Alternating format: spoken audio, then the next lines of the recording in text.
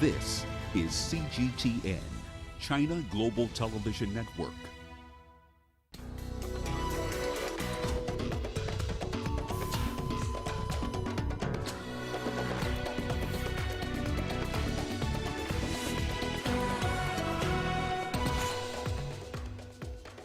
Outcry as Mali's military leaders arrest interim president, prime minister and defense minister. Thousands return to their destroyed homes after Congo volcanic eruption. We have updates on the humanitarian situation.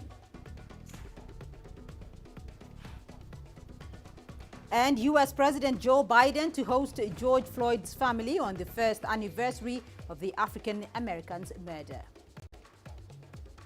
Welcome to Africa Live on CGTN with me, Beatrice Marshall, in Nairobi. Also coming up on the program. In business news, a consortium led by Kenya's telco Safaricom wins a license to operate a mobile network in Ethiopia. And ahead in your sports, Kenya's Baldev Chaga all set for the Safari Rally return as the motorsports competition edges closer.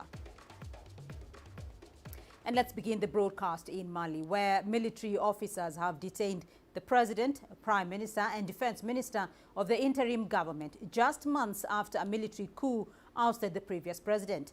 The move came just 2 hours after two members of the military lost their positions in a government reshuffle. The military's ultimate goal has not been made clear.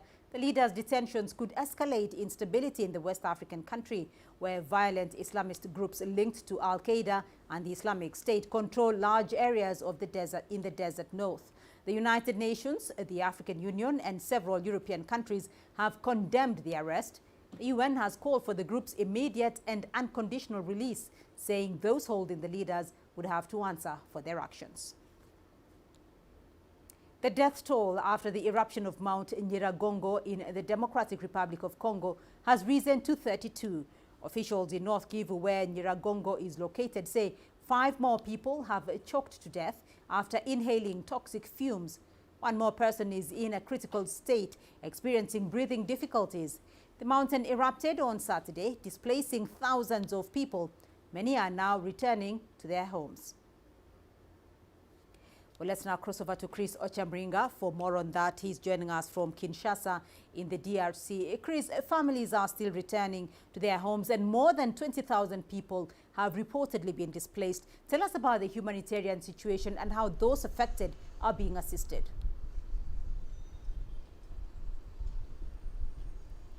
Well, Beatrice, it's a terrible situation for the people who have been affected by this eruption. We've been told that 17 villages have been badly hit and more than 500 homes have been destroyed by the lava that, flowed down on the outskirts of Goma.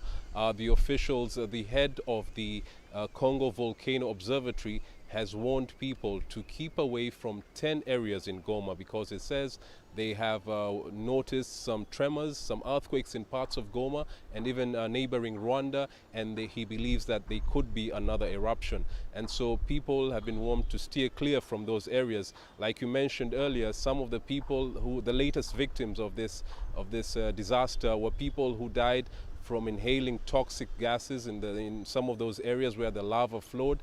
And so people are very worried. Their parents who have been searching for their missing children. UNICEF says there are more than 170 children who have been separated from their parents. And so it's a very dire situation for the people of Goma. Now, the government has promised to offer assistance, humanitarian aid to the people whose houses have been destroyed and those who have no food because they cannot go back to their jobs. And the UN and major international humanitarian organizations have also been holding meetings to see how they can support in this relief effort. Beatrice? Well, it's quite a tragedy there. Chris, schools have been shut, electricity is cut. What is being done to restore normal services? When do we expect normalcy to resume?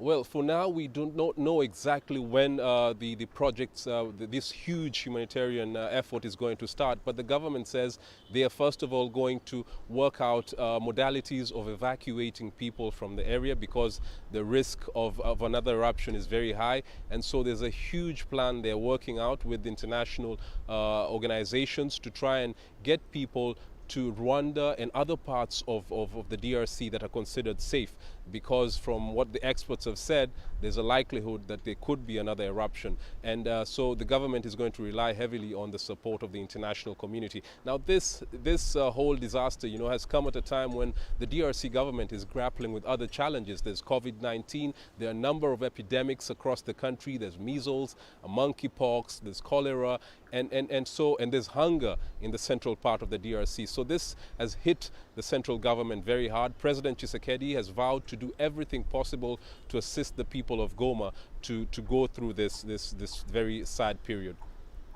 All right, Chris Ochamringa joining us there from Kinshasa.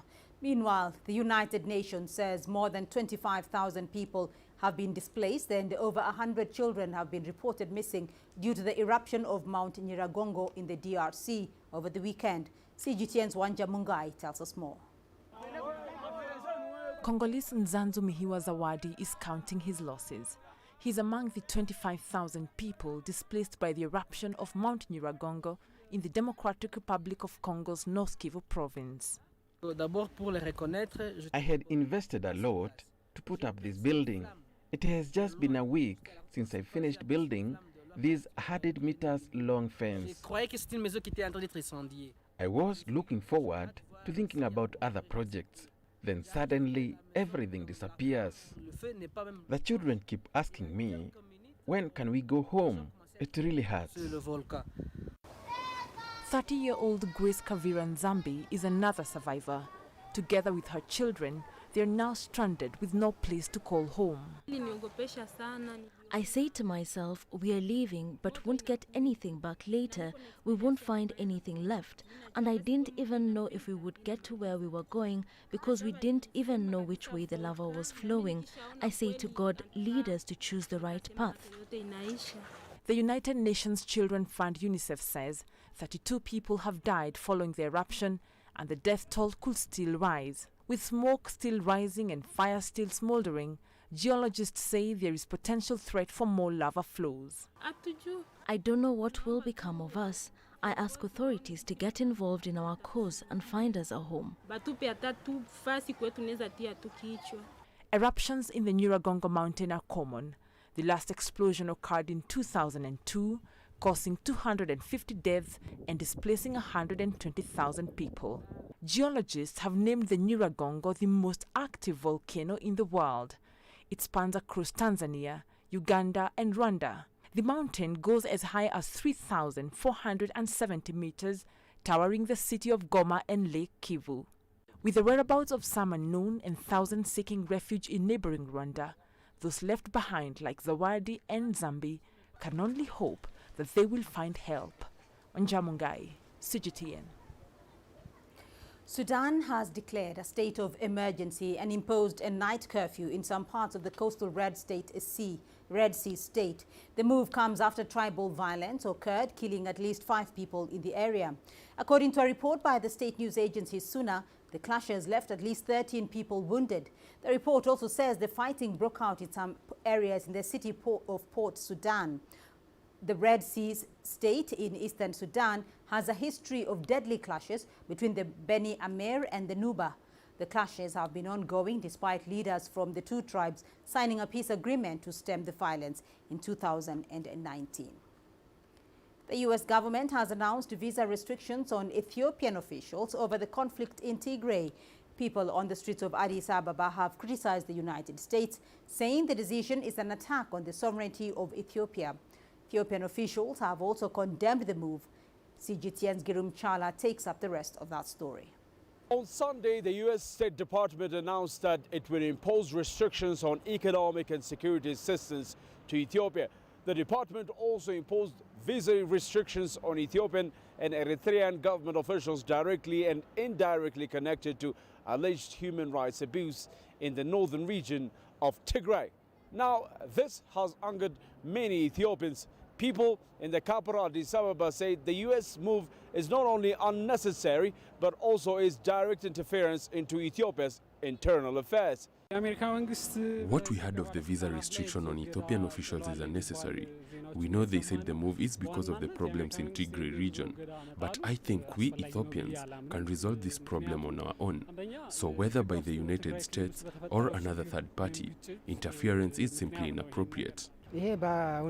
Honestly, this is unjust and is a war against our sovereignty. They were supposed to study the situation on the ground before any decision such as visa restrictions. They lack proper and true information. In November 2020, Ethiopia's army staged what the government called a law enforcement mission in Tigray after regional TPLF force allegedly attacked military barracks. Out of that war, thousands have been killed and close to 1 million people are said to be displaced. U.S. Secretary of State Antony Blinken believes Ethiopia failed to listen to the international community and did not properly address the suffering of people in Tigray.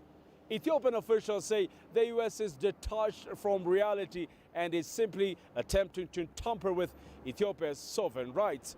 We are an independent nation. We can never bow down to a neo-colonial way of handling us. We will remain firm in protecting our rights. Meanwhile, the UN and other bodies claim war crimes have been committed in Tigray. Prime Minister Abiy Ahmed said any party which wants to conduct an independent investigation will get full government support to do so. Grumjala CGTN, Addis Ababa, Ethiopia.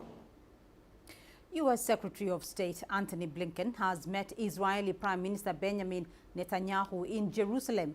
This as Blinken began a Middle East visit, hoping to bolster its ceasefire with Gaza's ruling Hamas militants and help speed humanitarian aid to the devastated Palestinian enclave. In tandem with Blinken's mission, Israeli authorities have said they're allowing fuel, medicine and food earmarked for Gaza's private sector to enter the territory for the first time since cross-border hostilities started on May the 10th. Blinken was also due to visit Ramallah in the occupied West Bank, Cairo and Amman. 7 people have been killed at a food factory in southwest China. Authorities suspect gas poisoning. It happened in Yibin City in Sichuan province. 1 person is receiving treatment. The person's condition is said to be stable. It happened on Monday afternoon when the factory was undergoing maintenance work. Early investigations indicate the poison was hydrogen sulfide. You're watching Africa Live, still ahead on the program. U.S. President Joe Biden to host George Floyd's family on the 1st anniversary of the African American's murder.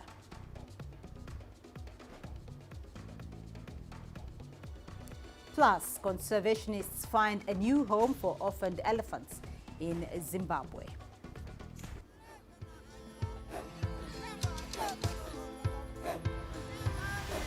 Africa is a continent of diversity, with varied climates and enchanting geography, and a people so distinct, but with a shared enduring spirit. We are at the heart of the continent to bring you the untold stories. Let's have a look. We celebrate Africa as it shapes its own destiny. Tunis, Cairo, Juba, Johannesburg, Ethiopia, Tanzania. Africa Live. Find your voice.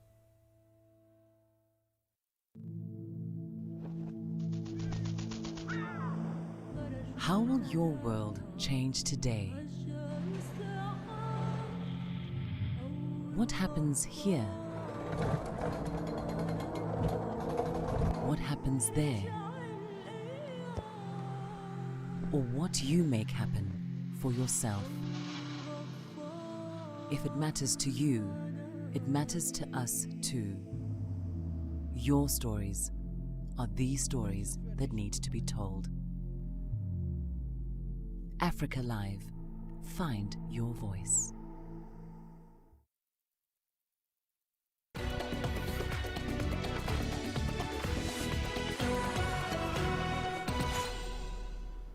Let's return to our headline story now, where military officers have detained the president, prime minister and defense ministers of the interim government in Mali just months after a military coup ousted the previous president.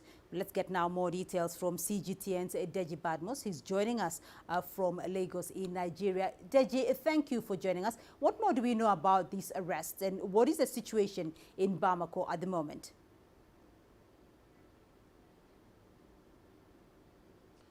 Well, let's start off with the situation in Bamako, Beatrice. It's a very tense situation, and as a matter of fact, that tension had been building even before this event because there's been growing discontent against the transitional government in that country. The people do not seem to trust the military, that they are going to stick to the transitional timetable. But what has actually happened? The immediate course of what happened there yesterday is the cabinet reshuffle that was carried out by the president and the prime minister of that country. There was a cabinet reshuffle. Two key military leaders now who were instrumental, who played a very vital role now in the coup that happened last year now, actually lost their ministerial portfolios. That's the Minister of Defense and the Minister of Security. So both of them, Colonel, of course, they lost their positions, and in their place, two military generals were appointed. So obviously that didn't go down well with them, and then they had to sort of arrest the president and prime minister and took them to Kati barracks, where, of course, as you know, military coups have often been staged in that country. For now, there's tension in the air, and this clearly suggests that there might be some kind of division in the military, because you wouldn't have expected that the military, some members of the military now will react the way they did, since the people who replaced them were actually military generals. So the situation is tensed. The president and the prime minister, and of course the new minister of defense, is still being held at Kati barracks. And the EU, of course, the African Union and ECOWAS, right, all of them have condemned the action, and they've called for the immediate and unconditional release of this gentleman. Well, Deji, the United Nations, the African Union, as well as several other countries have condemned the arrests. What action is being contemplated to reverse the move? Can the move be reversed, though?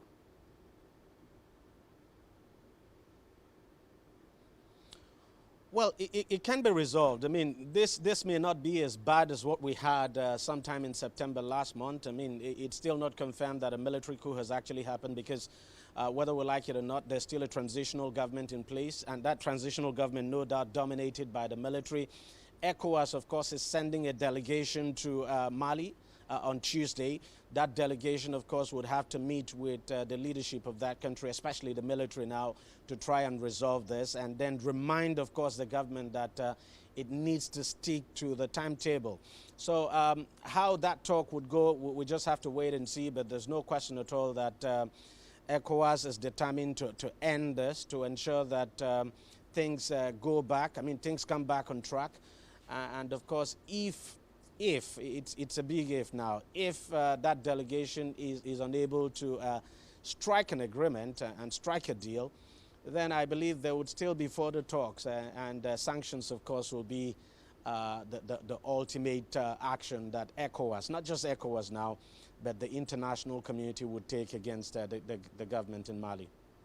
Well, Deji, of course, there is concern about how all this is impacting the war on terror, because Mali has been battling the Islamist groups linked to Al-Qaeda. How do the recent developments affect the war on terror?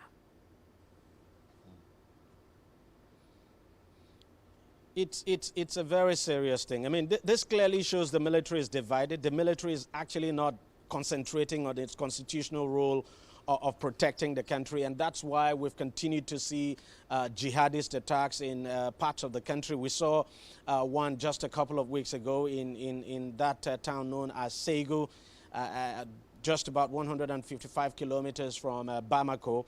And as we speak today, swathes of territory, are controlled by this jihadists. So the Malian military is very weak. It's been just too much involved in politics, and has essentially abandoned its security role. So this is actually not good, and there's no question at all that jihadists would want to take advantage of this distraction, huge distraction, let me put it that way, and try to probably carry out more attacks and take more territory. So it's a reason why ECOWAS leaders are trying as much as possible to resolve all of this as quickly as possible, to ensure there is civilian rule in that country so that the military can go back to its constitutional role of providing security for the people of Mali and protecting the territorial integrity of that country. So this is obviously not a good one. It's a very bad one, and jihadists would no doubt want to take advantage, even though they are still very much in control of parts of Mali as we speak. Beatrice? Deji Badmus joining us there from Lagos. Thank you. And in a related development, a recent training exercise by the European Union hopes to give Mali's military the upper hand in its year-long fight against jihadist rebels. The training has been organized by the European Union's training mission in Mali. The EU has provided training in intelligence, driving, explosives detection and artillery to nearly 14,000 Malian soldiers since 2012. But despite the presence of about 13,000 UN peacekeepers and over 5,000 French troops, militants linked to Al-Qaeda and the Islamic State have rebounded in the area, fueling a security crisis in Mali and across the wider Sahel region. U.S. President Joe Biden will host George Floyd's family at the White House on Tuesday. It is the first anniversary of the African-American's murder by white police officer Derek Chauvin. Floyd's family will first meet House Speaker Nancy Pelosi and senators from both parties. Their key focus in Washington is to help push forward the George Floyd Justice in Policing Act, which could change the practice of policing in the United States. Floyd's death sparked a wave of anti-racism protests in the U.S. and worldwide. Significant marches and rallies are being held in several major American cities in Floyd's memory. Dan Williams has more from Minneapolis, where the black man was killed 1 year ago. A march through the streets of downtown Minneapolis on Sunday. Protesters of all races and ages united in their call for change. Can't you see? I cannot breathe. Can you get your knee off of my neck? At times, the message is direct. There are also poignant moments to reflect. Some of those here have lost loved ones at the hands of police. The death of George Floyd reverberated around the world. Here, it's clear to see the pain and the anger. This is a community that is deeply traumatized. Adding to that trauma here, the death of Dante Wright in nearby Brooklyn Center, who was killed by a white police officer during a traffic stop in April. It cut real deep for me, personally. As a young black man, Dante Wright could have been my younger brother. Dante Wright's situation is not that much different from George Floyd, separate circumstances. However, the situation of black men in America being killed at disproportionate rates than any other race is just something that people have stood up and said, enough is enough. This is no longer acceptable. Before the march took place, the family of George Floyd spoke at a rally. Later, I spoke with Roger Floyd, one of George's uncles, who reflected on the wrenching experience of watching his nephew die on video. It was heartbreaking. I couldn't look all the way through, but I had to eventually look at it to really internalize what was happening. Floyd is calling on politicians to pass the George Floyd Justice in Policing Act, now stalled in Congress, that would bring major changes to the way policing is performed at the federal level. The protests have lasted going on 1 year continuously, and I don't see that stopping anytime soon until there are laws enacted that are on the books where these egregious crimes that are taking place by law enforcement who are sworn to protect and serve are held accountable. Back at the march, there is a sense that real change is now possible, but they will continue to march until they get it. Dan Williams, CGTN, Minneapolis. And now to the latest on the coronavirus pandemic. An announcement by the Serum Institute of India last week that it would stop shipments to the COVAX program until the end of the year has left many countries highly exposed to the COVID-19 pandemic. The CGTN's Robert Nagila tells us there is a renewed effort to secure additional vaccines for COVAX from other sources. One by one, countries that had signed up to the COVAX program are running out of COVID-19 vaccine doses. Backed by the World Health Organization and partners, the COVAX program was meant to supply at least 2 billion vaccine doses to Africa by the end of this year. Deliveries of the Oxford AstraZeneca vaccine, known as Covishield, manufactured by the Serum Institute of India, began in February. But a deadly second wave of infections in India led the government there to restrict vaccine exports. The number of doses available to COVAX remains vastly inadequate. The Global Health Body's chief says COVAX has depleted its vaccine stocks. We have shipped every single one of the 72 million doses we have been able to get our hands on so far to 125 countries and economies.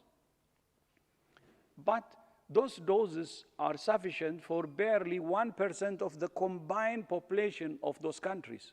Concerns that delays in accessing additional vaccines could lead to new variants of COVID-19 has seen the Africa Centers for Disease Control turn to other sources. An agreement with Johnson & Johnson should see at least 220 million vaccine doses delivered towards the end of July.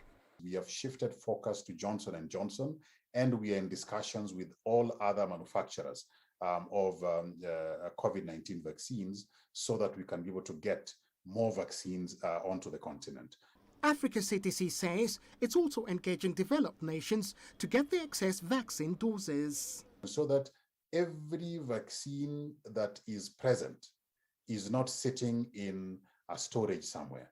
There are also plans to set up vaccine production facilities on the continent to complement other efforts.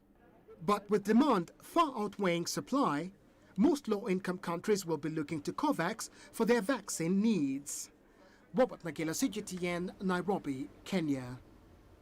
A Chinese medical team in South Sudan is offering a Chinese language course to medical personnel at the Juba Teaching Hospital. The team says if health workers at South Sudan's main referral hospital learn Chinese, it will help ease communication between the South Sudanese medical staff and their Chinese counterparts. Here's CGTN's Patrick Oyet. The Chinese medical team says the training is meant to bring China and South Sudan together in areas of medical cooperation. The training is for 3 months for the medical personnel. We would like them to learn more about China, learn Chinese language, communicate with the Chinese medical team in Chinese. We can share medical experiences. The Chinese medical team says more than 50 South Sudanese medical staff have registered and are attending the language classes. The training here is not just about the Chinese language, but also about Chinese history and the culture of the people. Classes are conducted every Wednesday and Friday. By learning the language, it will help me to communicate with my Chinese friends, and it will help me to read Chinese books, to know more things about Chinese country. Yeah. The Chinese medical team began arriving in South Sudan from 2013. The teams have established technical medical departments at the Juba Teaching Hospital. Advanced equipment is now installed at the hospital, but the language barrier remains a challenge the current Chinese medical team says it is trying to address. Patrick Oyet, CGTN, Juba, South Sudan. To Zimbabwe now, where 6 orphaned elephant calves have been translocated about 900 kilometers from Harare into a forest reserve near Victoria Falls. The calves were each rescued by Wild is Life and the International Fund for Animal Welfare. CGTN's Wanja Mungai tells us their story. The savannah elephant calves named Mercy, Jack, Johnny, Tessa, Mana and Amira are returning to their roots in a protected forest reserve near Victoria Falls in Zimbabwe. They have each spent about 3 years of nurturing and preparation at the IFAW Zimbabwe Elephant Nursery Project Rehabilitation Center outside the capital, Harare. Their rescuers say they were saved from muddy waterholes during the severe drought between 2018 and 2019. Zimbabwe presents a very interesting opportunity for landscape conservation for two reasons. The first one, it is home to the second largest elephant population in the world, and also the government does have, regards to wildlife conservation as an anchor for tourism development and socio-economic development, which is good for the communities. At the time of their rescue, the calves' mothers had either died or abandoned them. Authorities say the 900-kilometer journey has allowed the calves to begin the second phase of their lives, learning to thrive on their own in the wilderness. Some of the key, I think, thematic areas that we focus on include law enforcement support, research, but something that really sits well and aligns to our holistic approach to wildlife rescue, rehabilitation, and eventual release of elephants back into the wild is the partnership that we also have with Zimbabwe Elephant Nursery and Wild is Life for the panda Masua release work that we are doing. When they arrived at the destination, the cows were offloaded into an enclosure at the IFAW Zen Project soft release facility. They were then introduced to 9 older rescued elephants. The calves and adult elephants will be taken on daily bush walks, made to interact with wild elephants and allowed some day to wander off and join a herd to form their own. The International Union for Conservation of Nature's latest survey says the savanna elephant is endangered. The survey also cited data showing that the population of Africa's savanna elephants, which are found in a variety of habitats, had decreased by at least 60% over the last 50 years. Wanjamungai, CGTN. Well, let's now take a look at your business news. Here's what's ahead. A consortium led by Kenya's telco Safaricom wins a license to operate a mobile network in Ethiopia. Africa is the nexus of enterprise, and global business will tell you why it matters. From the mega investment projects to multi-billion-dollar mergers and acquisitions. Africa today collects, just in terms of revenues from taxes alone, $545 billion a year. If you take 10% of that and you devote it to the energy sector, problem solved. All this on Global Business, weekdays at this time on CGTN.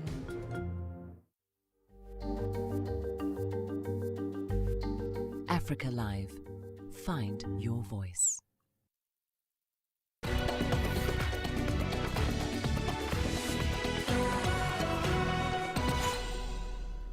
Egypt has topped Africa for the second year running as remittance inflows rose 11% to reach $30 billion.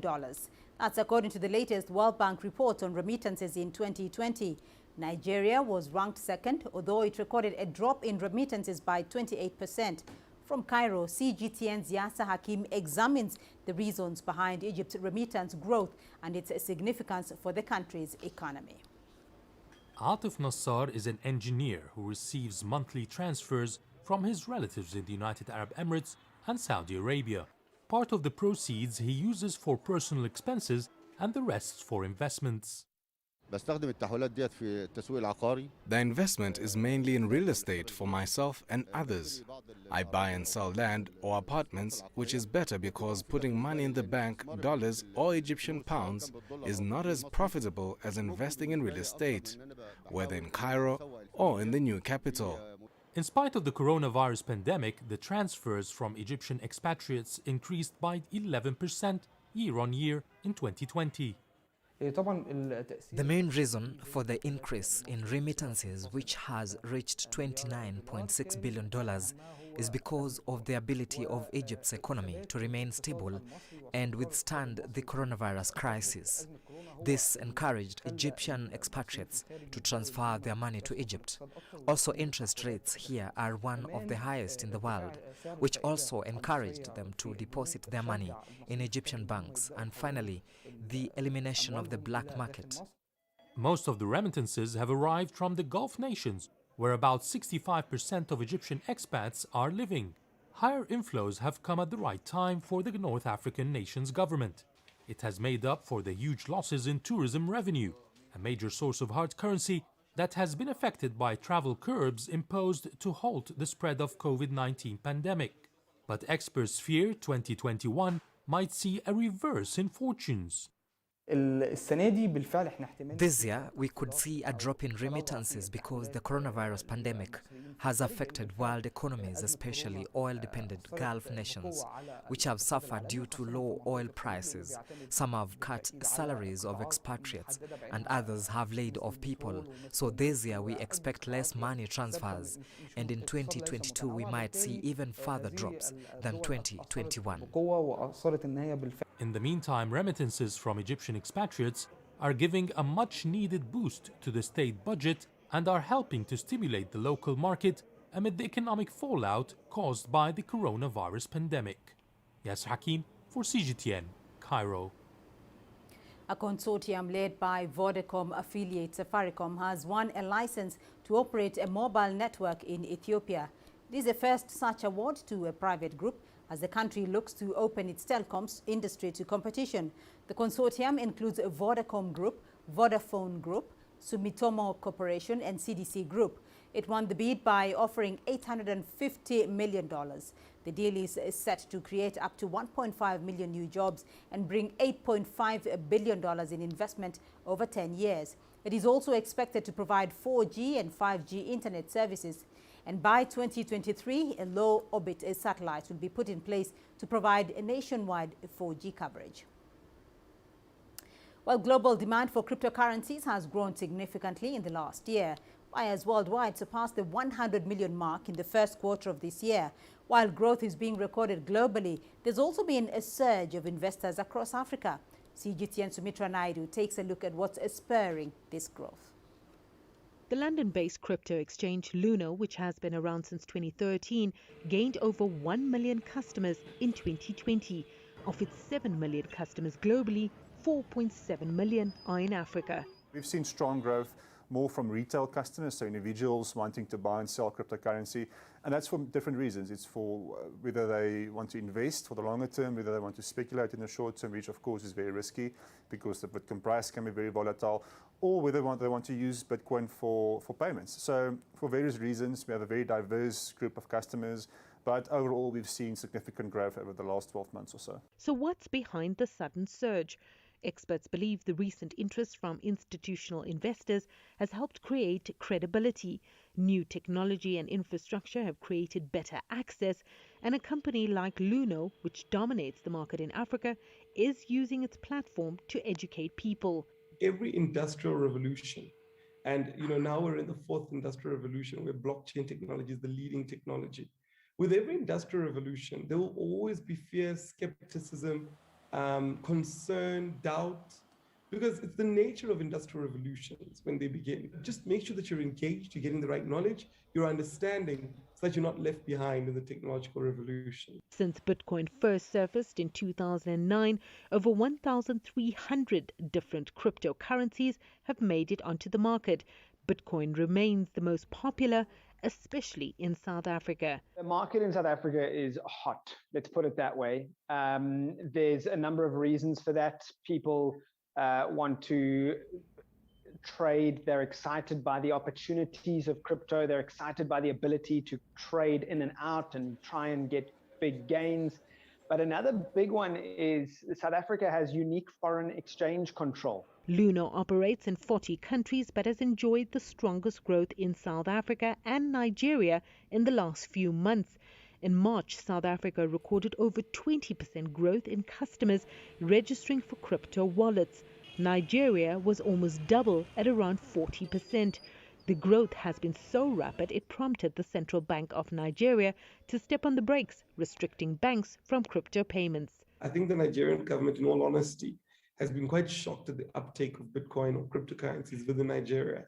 And I think they're reacting from a point of, hold on, we don't know what's going on. Can we take a moment and find proper structures to regulate this movement of money? Because at the end of the day, it is movements of billions on a daily basis. Soon, regulation will be implemented in South Africa, which is likely to see more take-up of cryptocurrencies.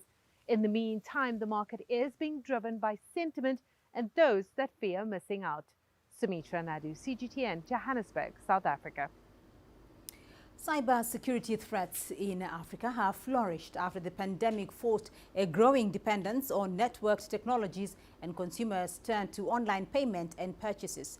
South Africa, Nigeria and Kenya have seen the biggest increases in cybercrime, with Kaspersky Research reporting 28 million malware attacks in 2020 alone and 102 million detections of potentially unwanted programs. Experts are already warning African nations that they must prepare themselves for the inevitability of increases in these attacks. The Nigerian government has confirmed its new national carrier will begin operations early next year. The country's Minister of Aviation says plans to replace the liquidated Nigerian Airways have reached an advanced stage. The new national carrier was meant to be launched this year, but was postponed because of the COVID-19 pandemic. CGTN's Deji Badmos has more on the story. The plan to get a new national carrier for Nigeria after the old one closed shop in 2003 has been in the works for close to 5 years now. But after several postponements of the launch date, the man who is overseeing the entire project says 2022 is the new date. It is our intention to have the national carrier running in 2021, which is this year. Unfortunately, due to COVID, which took the greater part of last year, since March last year, activities are almost impossible. This in itself, though negatively affected civil aviation, in terms of establishment of the national carrier, it makes it much better time to establish the carrier than before. Of course, for obvious reasons, we now have access to the equipment, that they will come faster to us. Deliveries of the aircraft will be faster. Perhaps even the rates might be cheaper. Unlike its predecessor, Nigerian Airways, the new national carrier, Nigeria Air as it's been called, is expected to be mainly private sector financed and managed. The government says it only plans to hold a 5% stake in the project. The private investors are expected to raise around $250 million to start the airline, while the government provides the financial guarantees for the project. Nigeria is the best candidate to have an airline. 200 million mobile people that travel sometimes almost for nothing. Sitting within the West African sub-region, 400 million people. Contiguous with Central Africa, 600 million people, twice the population of the US, equal to the population of the entire continental Europe. At the center of Africa, Nigeria, equal distance from all location, rising middle class, propensity to fly is high. Nigeria is the best candidate for a very robust carrier. Thank you. As exciting as the prospect might seem, there are still skepticism over the project. Up till this moment, no private sector investor has been officially named for the airline. What I've been seeing from the beginning of 2019 is like we are trying to set up a government carrier. If we are setting up a national carrier, we don't need all this preparation on the government side. There's too much preparation on the government side that is disturbing the thinking, the cooperation they need from the private sector. So if your own contribution is just going to be 5%, what about the people to put in the 90%? Those are the people who want to know. The government is indeed yet to clearly spell out the details of both the financials and management of the new national carrier. And that is what has got so many aviation experts here doubting if indeed the government was not planning to put in far more than the 5% stake it is projecting. The aviation minister says the issue will be further discussed at future cabinet meetings. Perhaps maybe then things will become clearer. Deji Badmos, CGTN, Lagos, Nigeria. Wool felt is an ideal material for crafting many items, including decor and toys. This artist based in Beijing shares why this wool felt art has been a transformative experience for her. Using a long needle, Chinese artist Yin Yue diligently pokes a piece of wool onto a large pink-purple elephant made out of wool felt. Yin stumbled across wool felt art about a decade ago and has made it into a career. I came across pictures about wool felt art online by chance. I was very interested in this kind of material, so I did some research and tried to make something. I've been doing it for more than 10 years. I didn't expect that I could do it for such a long time. At first, it was just a little hobby. I wouldn't have thought that I would do it as a profession. The elephant in a fetal position has a special meaning for her. She began working on it while pregnant with her son, who is now 5 months old. When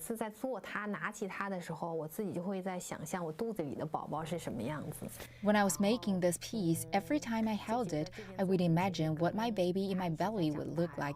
It felt like the piece was growing together with a baby. In my imagination, they have some connections. I had a strong sense of happiness when I was making it. That sense of family has revealed itself in her exhibition in Beijing, featuring mushroom-headed figures. One piece features a small mushroom-headed family, and another, a life-sized mushroom-headed adult and child.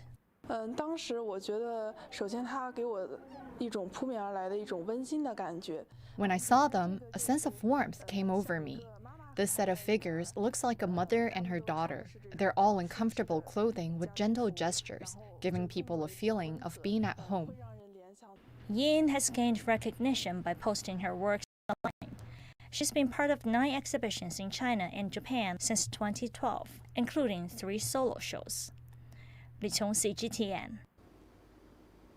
And we still have more news for you here on the program. To stay with us.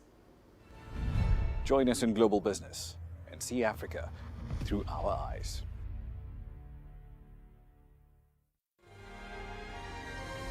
The greatest journeys, the greatest sights, the greatest adventures. Here in Kanata, this weir allows the locals to walk on water. We're far more than just TV news. We're your passport to the wonders of Africa. To bring you stories of struggle, survival and hope.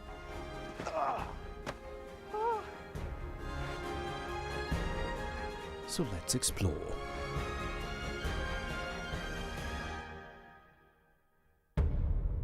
CGTN. See the difference.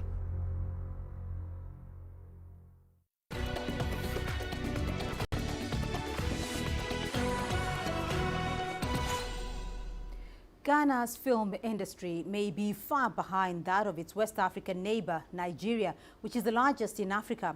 But the government is looking to position the country as a film hub in the region and hopes the industry can become a key contributor to the economy. CGTN's Nabil Ahmed Rufai reports from Accra. Action. These actors are back on set in Accra after months of break due to the coronavirus pandemic. As lockdown restrictions are eased, they now want to keep the cameras rolling. But the production of local movies in the country has been declining for years.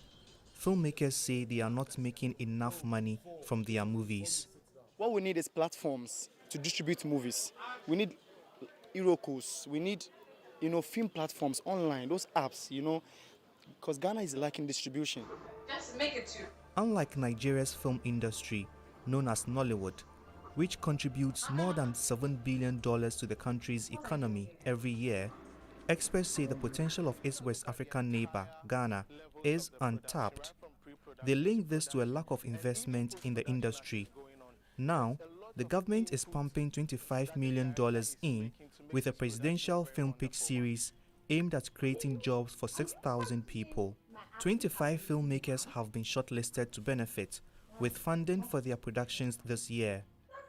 are ensuring that the right quality standards are met, that the films come with the right production values, that these are stories that are great, that can find audiences, not just in Ghana, but globally.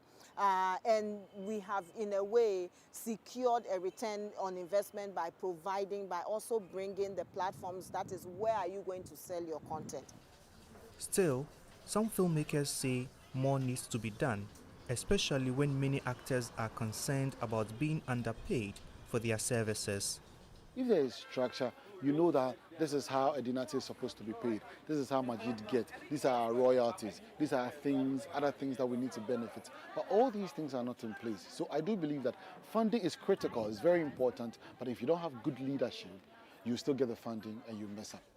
While efforts are being made to revive Ghana's film industry, filmmakers also want copyright and piracy infringements on their movies tackled. For upcoming actors here, the success of Ghana's film industry means much more than their quest for fame. They believe it will help them gain sustainable jobs as production of films in the country ramps up. And they want to play a role in making Ghana's film industry a multi-million-dollar business that will also contribute significantly to the country's economy. Nabil Ahmed Rufai, CGTN, Accra, Ghana. And we still have more news for you here on the program. Here's what's coming up. In your sport ahead, Kenya's Baldev Chaga all set for Safari Rally return as the motorsports competition edges closer.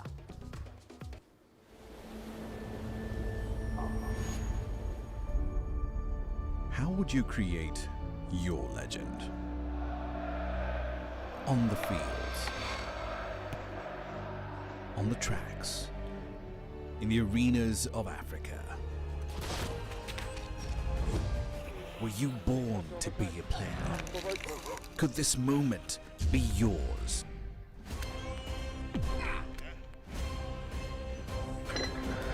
Sports Scene. Find your game.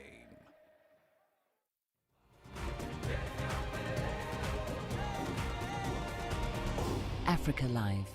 Find your voice.